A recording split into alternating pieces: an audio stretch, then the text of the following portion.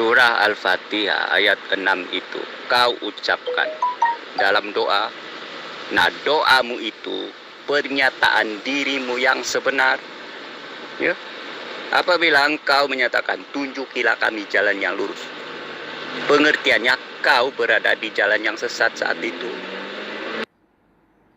Oh gitu ya. Jadi doa yang ada di dalam gereja yang mengatakan Bapa di surga kuduskanlah namamu.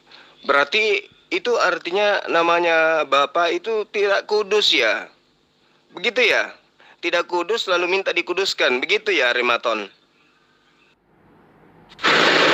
Saya sudah beritahu Anda hari itu, Zuma. Ada syaratnya jikalau kau mau debat dengan aku di live Zoom. Ya? Ada syaratnya. Saya bertanya 5 pertanyaan. Ya. Untuk kau jawab. Nah, kau bertanya 5 pertanyaan untuk saya jawab. Ya, itu sudah selesai. Nah, para audiens sudah tahu siapa yang balul jikalau syaratnya begitu. Oke, saya terima syaratnya. Kapan mau ke Zoom? Ayo, sekarang boleh nggak? Nah, begini Zuma. Kau itu seradak seruduk ayat tanpa kau mengerti. Nah, kata Bapa kami yang di surga, dikuduskanlah namamu. Nah, kata dikuduskanlah namamu, pengertiannya adalah pengakuan orang yang mengucapkan bahwa nama Tuhan itu kudus. Ini pengertiannya. Itu sebab di ayat seterusnya. Ya. Datanglah kerajaanmu, jadilah kehendakmu di bumi seperti di surga. Mengapa disebut datanglah kerajaanmu, jadilah kehendak? Sebab nama Tuhan diakuinya sebagai kudus. Nenekmu kiper. Kalau Al-Fatihah kamu terjemahkan sesuai yang kamu mau. Giliran kitabmu diterjemahkan sesuai dengan kemauanmu, kamu mutar kayak gasing kamu. Di situ kan jelas, Bapa kami yang di surga, dikuduskanlah namamu. Apa bedanya coba? Tunjukilah kami jalan yang lurus. Minta jalan yang lurus artinya agar ditunjukkan manusia itu agar dia tidak berpaling kepada jalan kesesatan. Apa jalan lurus itu? Ihdinas siratal mustaqim, siratal ladzina an'amta 'alaihim. Yaitu jalan orang-orang yang diberi nikmat. Siapa mereka yang diberi nikmat? Mereka yang taat perintah Tuhan dan menjauhi larangan Tuhan. Itulah mereka nikmat keselamatan.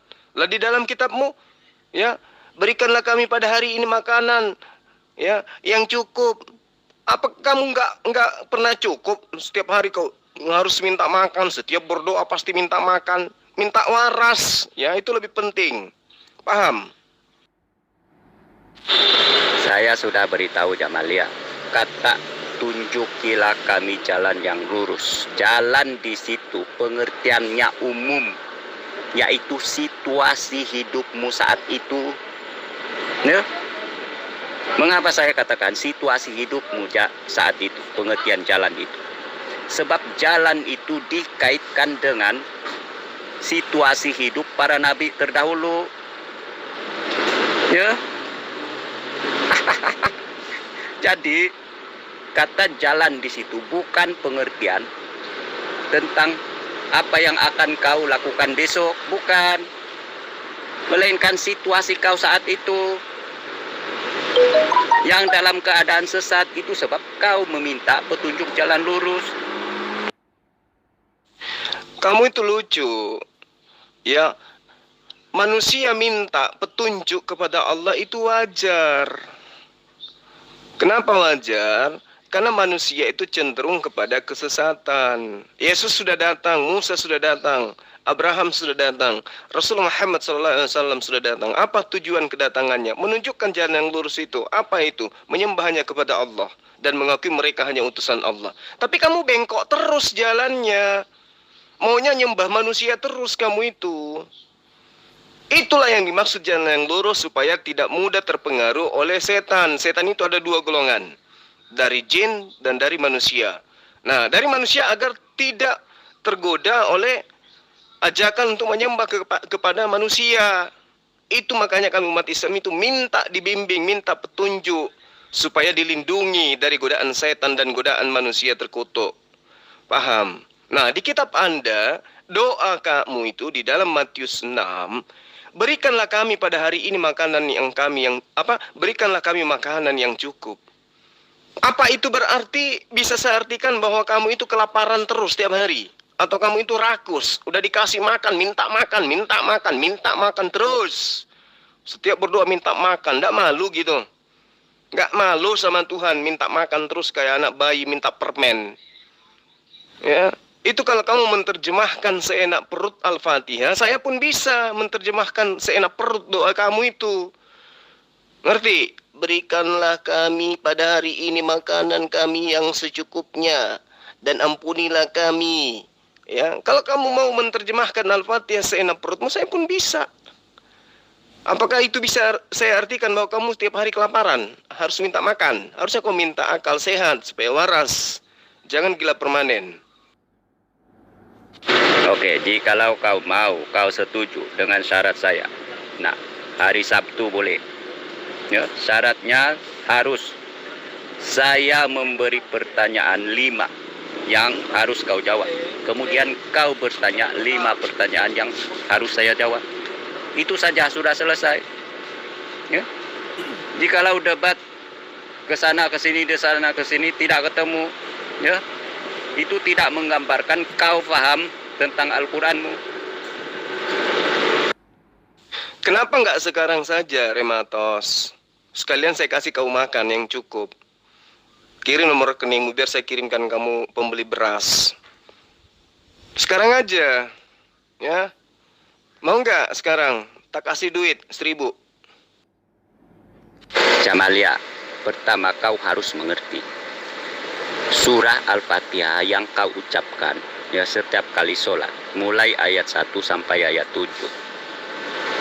Itu bentuk permohonan. Kau mengerti? Ya. Itu sebab ayat Al-Fatihah itu kau ulang-ulang baca. Ya. 5 kali satu hari. Dan seterusnya kau ulang-ulang baca. Sebab itu doa, bentuk doa, kau harus mengerti.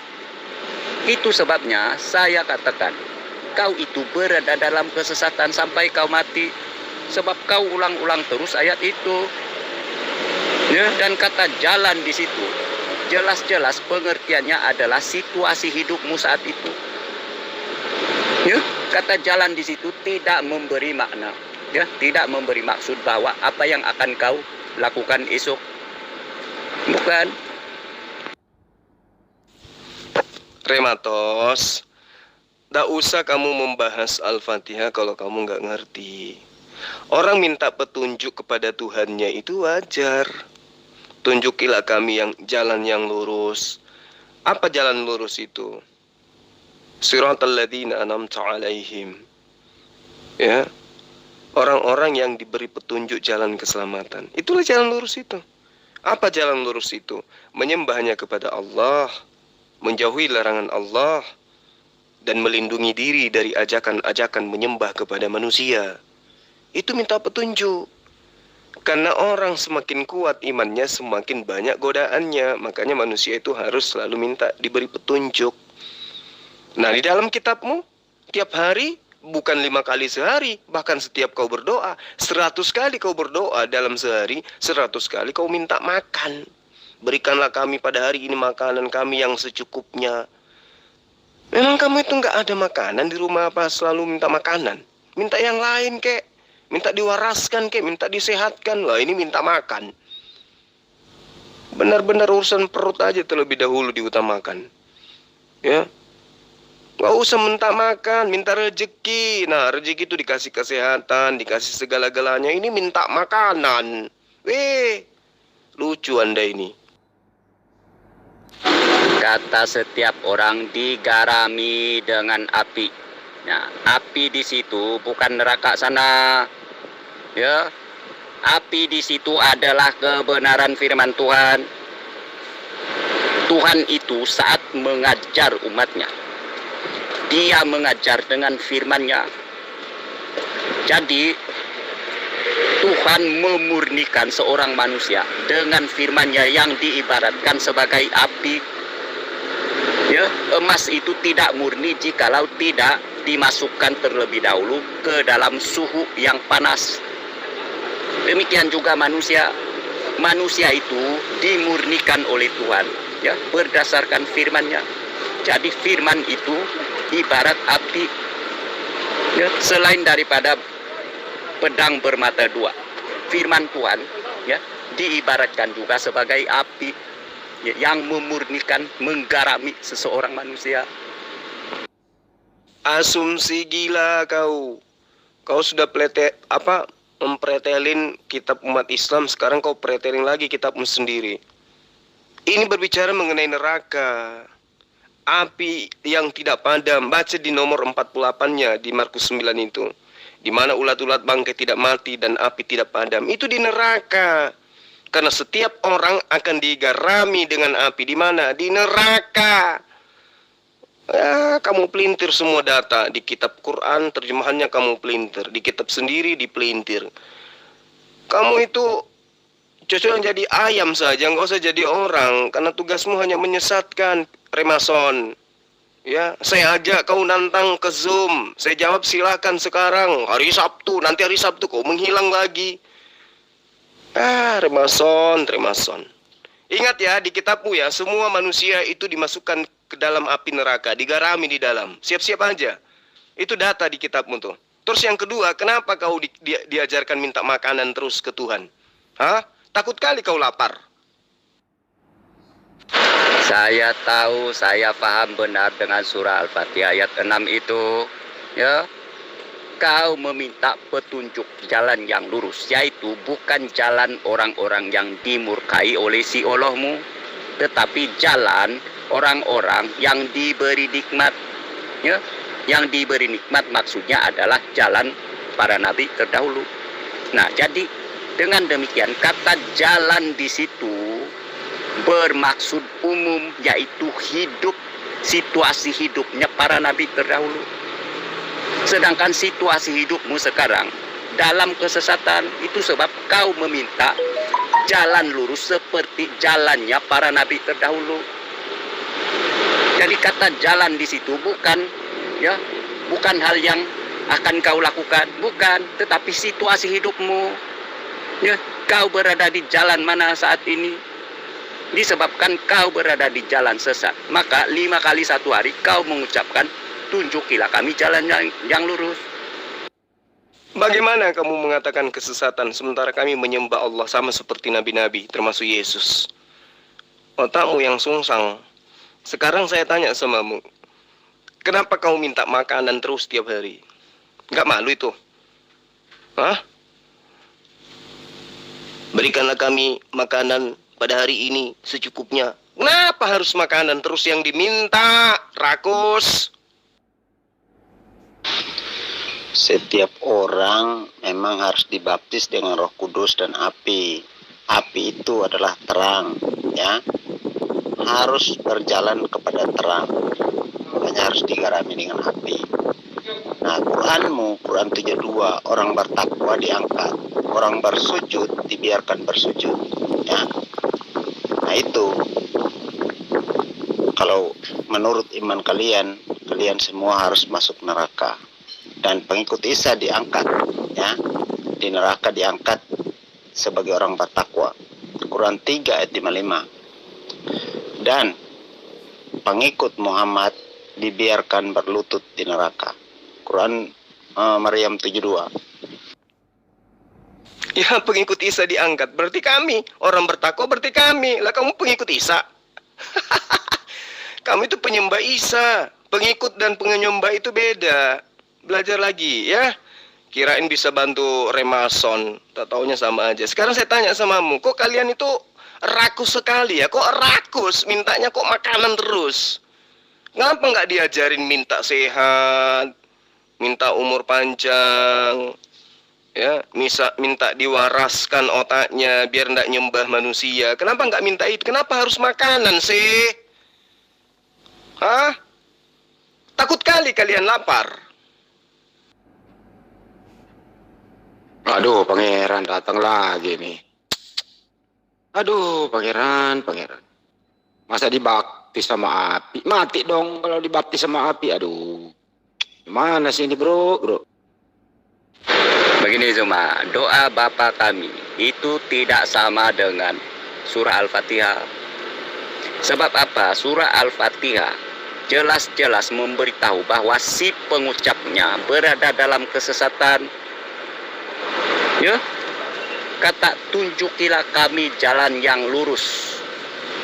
Ini memberi pengetahuan, memberi pengertian bahwa si pengucapnya berada dalam jalan kesesatan. Itu jelas. Ya sama kalau saya artikan, ya benar-benar dalam kitab itu orang kelaparan minta makan. Kenapa kau rakus sekali? Kenapa kau hanya bisa minta makan? Minta yang lain apa? Minta waras, minta ganteng. Kenapa nggak minta itu? Kok minta makan? Apa bisa saya artikan seperti kau memahami kitab saya? Kau minta makan karena kau kelaparan, iya kan? Ya, lapar kan? Makanya berapa nomor rekeningmu? Sini saya kirim. Saya sekarang outstation semua, ya. saya pakai handphone. Ya, handphone pun tak cukup cas. Nah, harusnya kau minta sama Tuhan handphone, jangan kau minta makan. Ya, berikanlah kami makan pada hari ini. Kok makanan terus yang kau minta? Minta handphone. Ya. Atau minta kesehatan, minta panjang umur, minta diwaraskan. Itu lebih penting. Oh, minta makan. Kalau kamu artikan Al-Fatihah seperti itu, saya pun bisa mengartikan kitabmu seperti yang kamu mau. Kau minta makan karena kau sedang kelaparan. Kau artikan kami minta petunjuk, jalan lurus karena kau katakan kami dalam keadaan tersesat. Kalau kami sesat berarti kami menyembah manusia dong. Sama seperti kamu. Apa yang dilakukan oleh Yesus sebagai seorang muslim, itu yang kami lakukan. Meski beda syariat, tapi akidah kami itu sama. Menyembah kepada Tuhan yang sama. Sementara kamu, ayo. Ya, jadi harusnya kau itu minta jalan yang lurus, bukan minta makan. Nah, Jamalia, orang Kristen ada harapan masuk surga. Ini saya beritahu Anda. Dan dipastikan oleh Yesus, barang siapa yang percaya kepadanya tidak akan binasa, melainkan beroleh hidup yang kekal. Ya, saya bacakan kepada Anda. Saya hafal ayat ini. Ya. Ayat Yohanes pasal 3 ayat 16. Ya, bunyinya begini. Yesus mengatakan, karena begitu besar kasih Tuhan akan dunia ini, sehingga Ia telah mengaruniakan anaknya yang tunggal, supaya setiap orang yang percaya kepadanya tidak binasa, melainkan beroleh hidup yang kekal. Nah, orang Kristen ada harapan masuk surga. Ya. Sebab, jikalau menurut ayat Al-Quran, hanya pengikut si Isa yang tidak disebut kafir. Kalau percaya kepada Yesus, mustahil menjadi Kristen. Karena Yesus mengajarkan menjadi seorang Muslim. Tahu Muslim? Taat kepada perintah Tuhan. Sementara Kristen itu adalah sebuah agama yang didirikan atas dasar dihapusnya hukum-hukum Tuhan. Yesus mati di tiang salib untuk menghapuskan hukum Tuhan, sehingga kalian tidak lagi hidup di atas hukum.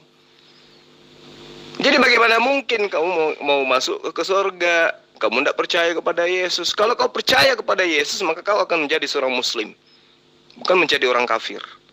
Paham? Yohanes 14:6. Yesus mengakui, akulah jalan dan kebenaran dan hidup. Tidak seorang pun yang datang kepada Bapa tanpa melalui aku. Ya. Itu sebab Yesus menyatakan, karena itu pergilah, jadikanlah semua bangsa muridku, dan baptislah mereka dalam nama Bapa dan Anak dan Roh Kudus. Dan ajarlah mereka melakukan segala sesuatu yang telah kuperintahkan kepadamu. Dan ketahuilah, aku menyertai kamu senantiasa sampai kepada akhir zaman. Ya, Yesus memerintahkan supaya para murid, ya, memberitakan keselamatan tentang Dia, dan orang yang percaya dibaptis. Ya, kemudian diajarkan segala ajaran Yesus, sebab Yesus adalah jalan itu. Kabar baik itu, Injil itu adalah Yesus itu sendiri. Ya, sedangkan kau meminta petunjuk jalan yang lurus. Nah, kami orang Kristen sudah memberikan jawab bahwa Yesuslah jalan lurus itu. Tapi kau tidak percaya. Lalu kau 5 kali 1 hari, ya, meminta petunjuk jalan lurus. Nah, itu kamu tahu. Yesuslah jalan keselamatan dan hidup. Terus kenapa kamu nggak jadikan Yesus itu sebagai contoh? Yesus mencontohkan menyembah hanya kepada Allah. Yesus mencontohkan dirinya sebagai muslim yang taat kepada perintah Allah. Terus kenapa justru kau menjadikannya Tuhan, menjadikan pencipta itu sendiri? Siapa yang ngajarin itu? Kamu sudah tahu Yesus itu jalan menuju kepada Allah. Terus kenapa kamu nggak ngikutin? Kenapa justru kamu ngikutin orang lain yang mau Yesus menjadi Tuhan? Hei, kurangi minta makanan lah. Ya, minta jalan yang lurus lah. Ya, Yesus itu jalan yang lurus. Apa jalan lurus yang ditunjukkan oleh Yesus? Hidup kekal. Gimana cara memperoleh hidup yang kekal? Menyembah hanya kepada Allah, satu-satunya Allah yang benar, dan mengimani Yesus sebagai Rasulullah. Yohanes 17 nomor 3. Lah kamu itu terlalu jauh menyimpang. Ya, kau bawa-bawa nama Yesus, kau jual namanya Yesus, kau jajakan namanya Yesus kemana-mana, tapi kamu tidak ikuti ajarannya. Makanya Yesus mengatakan, percuma mereka memuji aku, menyanjung aku, menghormat kepadaku, sementara perbuatannya adalah sesuai dengan perintah manusia. Kamu menyembah Yesus itu bukan perintah Yesus. Kamu tinggalkan hukum Taurat itu bukan perintah Yesus, tapi perintah orang lain. Yang Yesus sebut di dalam Yohanes 8 nomor 44. Iblislah yang menjadi bapakmu dan kamu mau melakukan keinginan-keinginan bapakmu itu. Akulah yang menjadi bapak di dalam Yesus Kristus. Itu siapa? Pendiri agamamu. Cobalah Remason, ya. Mumpung nyawamu masih ada di ragamu. Cobalah kau minta kepada Tuhan, minta akal waras. Jangan kau minta makanan terus. Kalau mengenai makanan minta sama saya, nanti saya bantu.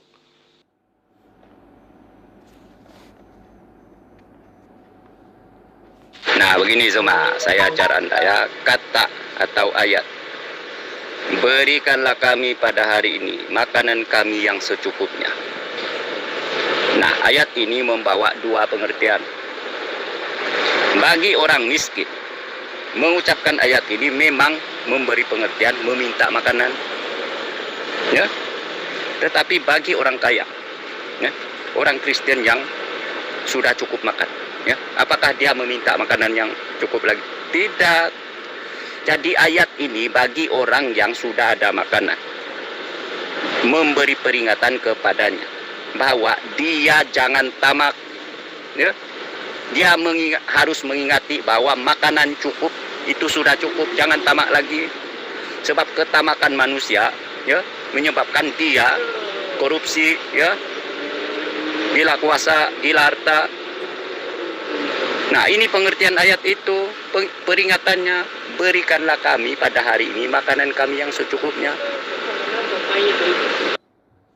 Nenekmu kiper, kau suka-suka kau memelintir ayat data yang ada dalam kitabmu sendiri. Dasar penyesat kamu. Ini doa. Doa itu tidak mengenal miskin kaya. Enggak, namanya doa. Siapapun yang mengimani kudu wajib mengucapkan itu. Kamu itu yang paling jago kalau menyesatkan. Ya, berikanlah kami makan hari ini yang secukupnya. Kenapa harus minta makan terus? Hah?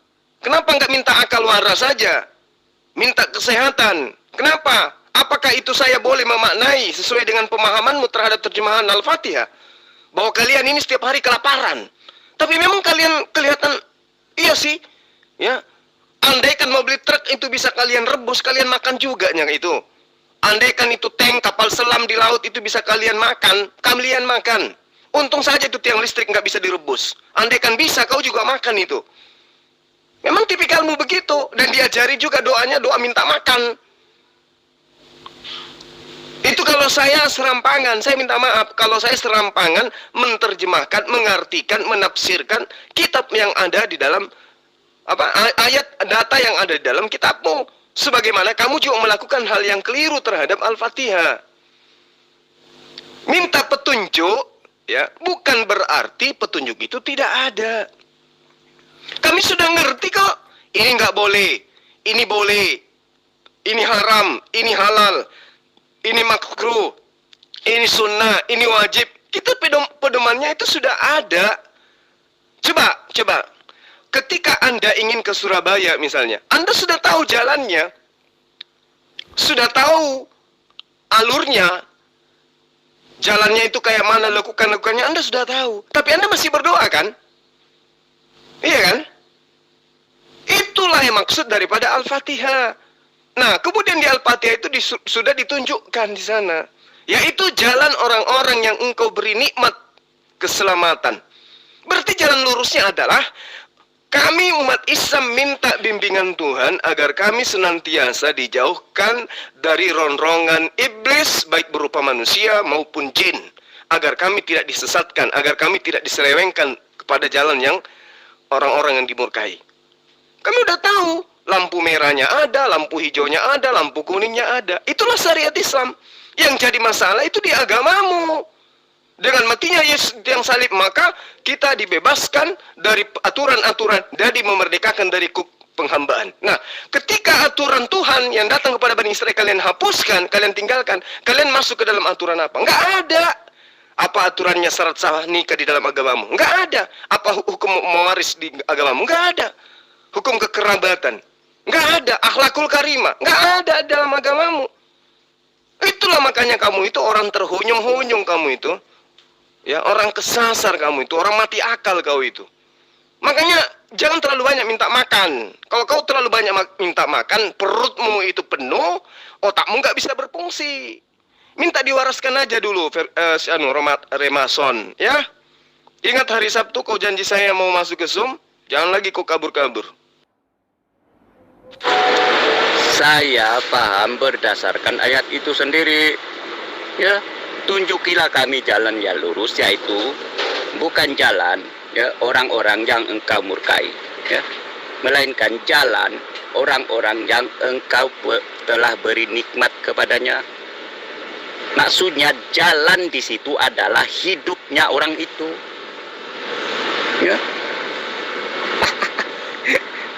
Jadi jalan, kata jalan di situ bukanlah perbuatanmu yang besoknya atau lusanya, bukan, melainkan hidupmu saat itu, situasi hidupmu seperti apa saat itu. Jalan itu syariat, tuyul. Syariat itu yang disebut jalan. Muamalat itu yang disebut jalan. Hal-hal yang berkaitan dengan hukum-hukum itulah jalan. Ya, jalannya Nabi Ibrahim, Nabi Musa, Nabi Isa, itulah jalan. Apa yang ditunjukkan oleh Nabi Isa alaihissalam? Innallaha huwa rabbi wa rabbukum fa'abdu hadha siratul mustaqim. Menyembah Allah, itulah jalan lurus itu. Bukan menyembah Yesus, tuyul. Ya, itu jalan lurus itu. Kenapa kami minta supaya ditunjukkan hanya menyembah kepada Allah? Karena di sekeliling kami itu banyak misionaris yang senantiasa menjajakan manusia untuk disembah. Paham? Paham enggak? Gimana mau paham kalau kau minta makanan aja terus tiap hari? Ya. Oke, Remason, ya, karena saya lihat kamu itu sudah kabur. Mudah-mudahan sebentar kamu dengarkan VN ini. Ya. Saya bukannya menghina, saya bukannya menghujat. Saya minta maaf. Saya hanya meluruskan pemahaman kamu tentang Al-Fatihah dengan memberikan contoh apa yang ada dalam kitabmu yang kau minta setiap saat. Kami minta jalan yang lurus, artinya kami minta dibimbing. Kami minta diarahkan, kami minta dilindungi. Makanya di dalam ajaran agama Islam itu ada ayatnya. Qul a'udzu birabbin nas, malikin nas, ilahin nas, dan seterusnya. Qul a'udzu birabbil falak, min syarri ma khalaq, dan seterusnya. Penjabaran bahwa jin itu, setan itu, penyesat itu dari dua golongan. dari golongan manusia dan juga dari golongan makhluk gaib, jin atau setan. Yang nyata di hadapan kami adalah kecenderungan manusia dengan bermuka manis, berbekal Indomie, itu mengajak kami menyembah, meninggalkan Tuhan yang benar, menuju kepada penyembahan terhadap manusia. Kami minta perlindungan itu. Kami minta petunjuk kepada Allah. Kenapa? Karena kelicikan daripada setan, baik yang berupa manusia maupun yang jin itu sangat-sangat halus cara menggodanya. Paham? Segala upaya dilakukan untuk menyesatkan manusia. Karena itulah saya katakan, ihdinas siratal mustaqim, itu sudah final. Kami diwajibkan, kami hukumnya wajib untuk kemudian selalu menyandarkan diri kepada Allah, minta perlindungan. Auzubillahi minasyaitonirrajim. Itu pondasi di dalam akidah agama kami. Kamu nggak bisa seenak perutmu mengartikan tentang Al-Fatihah itu, nggak bisa. Karena di situ sudah diurai. Bahkan kalau lebih jauh Anda belajar, di Al-Quran itu sudah sangat jelas dikatakan bahwa Rasulullah Isa alaihi salam pun mengajarkan hal yang sama. Ya, innallaha, sesungguhnya Allah, huwa, dia itu, Rabbi, Tuhanku, Rabbu, ya, dan Tuhanmu, Rabbuka. Fa'buduh, maka sembahlah dia, sang Allah ini. Penyembahan terhadap Allah dan pengakuan bahwa Isa adalah utusan Allah, itulah jalan lurusnya. Jalan bengkok, jalan kesesatan orang-orang yang dikutuk adalah mereka yang menduakan Allah dan menjadikan Allah itu sebagai Tuhan di antara tiga Tuhan. Itu yang kami nggak mau, makanya minta untuk selalu ditunjukkan. Itu yang perlu kamu pahami. Nah, kalau Anda tetap ngotot mengatakan itu, maka saya pun bisa menafsirkan data yang ada di dalam kitab Anda. Dan faktanya Anda kelimpungan. Doa minta makan itu hanya untuk orang yang miskin, bukan untuk orang yang kaya. Nenekmu kiper lah. Itulah saya katakan kamu itu penyesat. Karena memang Yesus sudah menerangkan di dalam Matius 25 nomor 15, ya, Matius 23 nomor 15, bahwa orang ahli kitab, ya, orang Farisi, orang munafik yang sesama dengan Yesus itu sudah dinubuatkan akan menyeberangi lautan, menjelajahi daratan dan seterusnya untuk mendapatkan pengikut, dan pengikutnya itu 2 kali lebih jahat dari mereka. Jadi orang Farisi, ahli kitab, orang munafik itu akan mendapatkan pengikut, dan pengikutnya 2 kali lebih jahat dari mereka. Dan Anda adalah yang dimaksud. Makanya kerjaan Anda itu menyesatkan terus. Anda menyesatkan terjemahan Quran, Anda menyesatkan terjemahan kitab Anda sendiri. Saya katakan kepada Anda, ya, di dalam Markus 9 yang saya terangkan kepada Anda tadi itu, setiap manusia akan digarami dengan garam api. Paham? Artinya Anda nanti akan masuk ke dalam neraka. Paham itu ya? Dan Anda akan diusir oleh Yesus. Kenapa? Karena Anda menjadikannya sebagai Tuhan, sementara kata Yesus, ya, yang selamat itu hanya yang melakukan kehendak Bapa yang ada di surga. Kamu menyembah Yesus itu ajaran siapa? Yesus pernah mengajarkan. Yesus menginginkan agar dirinya disembah. Bukan, tidak bukan. Nah, karena itu Remason, kamu belajar lagi, ya. Saya rasa kamu itu masih bisa sembuh. Masih ada harapan sembuh. Kalau kamu itu selalu berdialog dengan saya, utamanya di Zoom. Ingat, hari Sabat, hari Sabtu, saya tunggu kamu ya. Jangan sampai kau kabur lagi.